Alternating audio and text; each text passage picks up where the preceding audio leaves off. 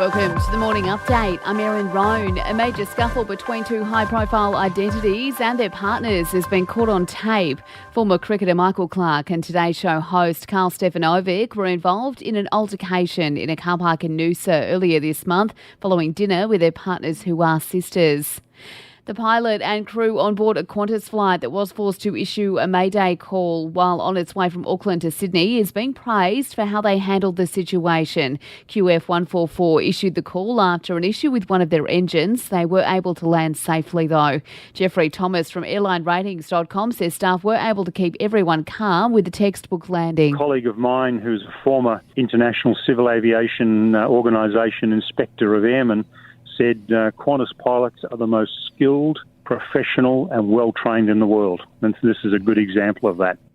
The Ukrainian president has spoken following a helicopter crash that killed his Interior Affairs Minister, saying he's not afraid for his own safety. 14 people were killed in the crash near a kindergarten just outside Kyiv.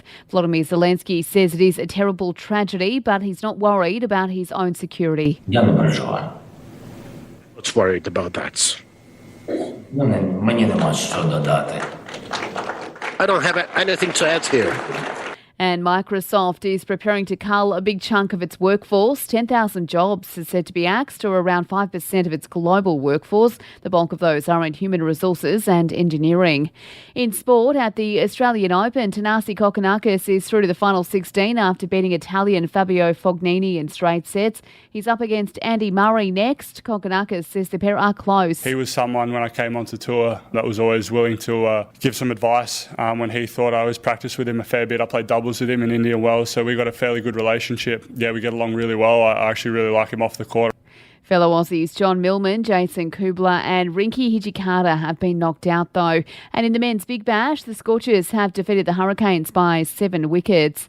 In entertainment news, a lot of famous friends are joining Dolly Parton on her new rock album. The Hall of Famer has confirmed Sir Paul McCartney, Stevie Nicks and Pink are among those she is collaborating with.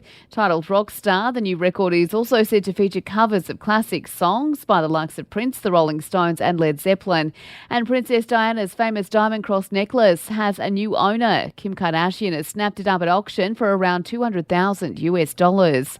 And that's the latest from the Nova Podcasts team. We'll see you later on for another episode of The Update.